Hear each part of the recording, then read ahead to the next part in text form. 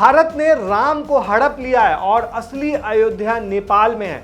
ये दावा करने वाले कम्युनिस्ट नेता केपी शर्मा ओली नेपाल के नए प्रधानमंत्री बने हैं। उन्होंने भारत के 3 जगह को नेपाल के नक्शे में अपना दिखा दिया था। चाइना के लिए काफी मेहरबान रहते हैं। अब ये समझना जरूरी है कि चीन समर्थक माने जाने वाले ओली का प्रधानमंत्री बनना भारत नेपाल संबंधों पर क्या असर डालेगा।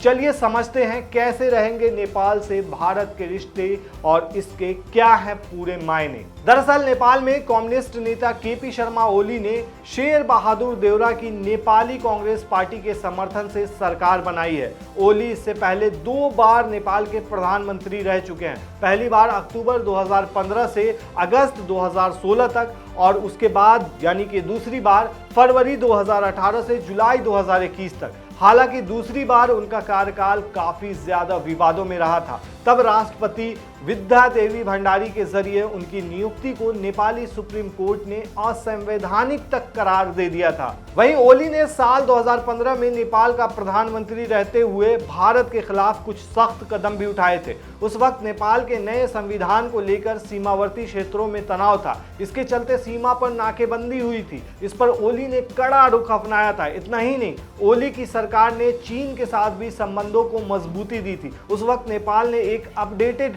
मैप पब्लिश किया था जिसमें उत्तराखंड के लीपू लेक, काला पानी और लिपियाधुरा को नेपाल का क्षेत्र बताया गया था। हालांकि भारत ने नेपाल के दावों का खंडन कर दिया था और बाद में दोनों देशों के बीच इसको लेकर बातचीत भी हुई थी। आपको बता दें कि नेपाल में पिछले काफी समय से अस्थिर सरकार है। 2008 में राजशाही का अंत होने के बाद से अब तक 13 सरकारें आ चुकी हैं। ऐसे में सभी की निगाहें नए प्रधानमंत्री यानी कि 72 साल के ओली पर टिकी हुई है। वो नेपाल को एक स्थिर भविष्य दे पाएंगे या नहीं, ये समझना जरूरी है और लोग इसी की उम्मीद कर रहे हैं। ओपी ने पुष्प कमल दाहाल यानी कि प्रचंड की जगह ली है, जो शुक्रवार को प्रतिनिधि सभा में विश्वास मत से हार गए थे। चलिए आपको बताते हैं ओली ने भारत के खिलाफ क्या कहा था। अपने पहले कार्यकाल में ओली ने सार्वजनिक रूप से भारत की आलोचना की थी। 2015 में नेपाल में नया संघीय लोकतांत्रिक संविधान अपनाए जाने के बाद तराई क्षेत्र में महीनों तक आंदोलन चला। भारतीय मूल के तराई निवासियों ने भेदभाव का उन पर आरोप लगाया था कि उनसे भारतीय होने की वजह से भेदभाव किया जा रहा है और ये ओली की वजह से उन पर आरोप लगा था और बताया जा रहा था कि वो भारत एक तरह से भारत के विरोधी हैं। इस मुद्दे को लेकर भारत नेपाल संबंधों में तनाव भी पैदा हुआ था, लेकिन ओली नेपाल भारत प्रमुख व्यक्ति समूह गठित करने पर असहमत हो गए थे। दूसरी बार सत्ता संभालने से पहले ओली ने देश की आर्थिक समृद्धि के लिए भारत के साथ मैत्रीपूर्ण संबंध बनाने का वादा किया था, लेकिन नेपाल का नया राजनीतिक नक्शा जारी होने के बाद भारत के साथ संबंधों में खटास पैदा हो गई थी। अब सबसे बड़ा जो विवाद पैदा हुआ था वो हुआ था अयोध्या को लेकर।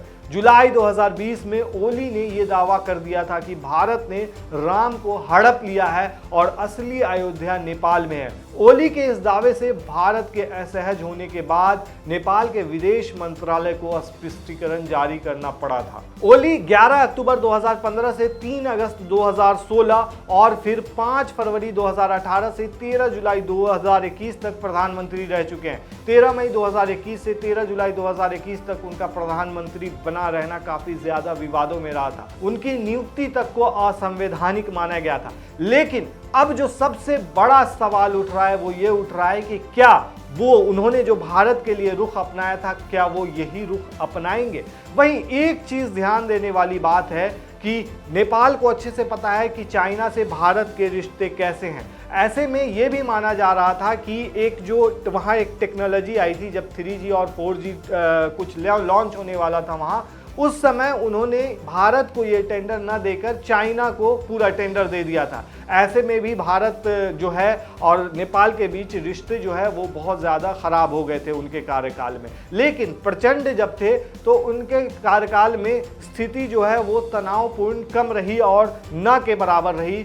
उनके दौरान रिश्ते भारत के अच्छे रहे थे। अब देखने वाली बात यह है कि अब वो क्या रणनीति अपनाते हैं और भारत से नज़दीकी बढ़ाते हैं या फिर वो चाइना के करीब जाते हैं। ये अपने आप में बड़ा विषय है और देखते हैं क्या होता है।